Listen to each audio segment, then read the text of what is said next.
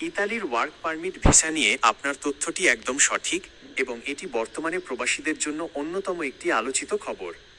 এ বিষয়ে সর্বশেষ আপডেটগুলো নিচে দেওয়া হলো। ৯,০০০ অতিরিক্ত কোটার সুখবর।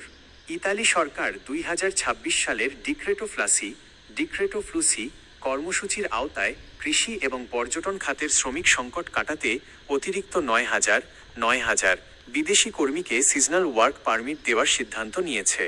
ঘোষণার তারিখ: ইতালির শ্রম ও সামাজিক নীতি মন্ত্রণালয় গত ৬ মে ২০২৬ তারিখে আনুষ্ঠানিকভাবে এই বিশেষ কোটার বিষয়টি গেজেট আকারে প্রকাশ করেছে।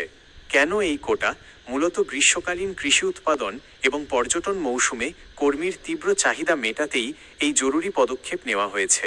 সেক্টর: প্রধানত কৃষি, হোটেল এবং পর্যটন খাতে এই কর্মীদের নিয়োগ দেওয়া হবে। গুরুত্বপূর্ণ কিছু তথ্য। সময়সীমা কম। বিশেষজ্ঞরা মনে করছেন এই অতিরিক্ত কোটার সুযোগ খুব বেশি দিন খোলা থাকবে না। অতীতে দেখা গেছে এমন বাড়তি বরাদ্দ মাত্র ২-৩ সপ্তাহের মধ্যেই পূর্ণ হয়ে যায়। বাংলাদেশিদের সুযোগ: ইতালি সরকারের নির্ধারিত দেশগুলোর তালিকায় বাংলাদেশের নাম থাকায় আমাদের দেশের কর্মীরাও এই ৯,০০০ কোটার সুযোগ পাওয়ার দৌড়ে রয়েছেন। ৩ বছরের বড় পরিকল্পনা।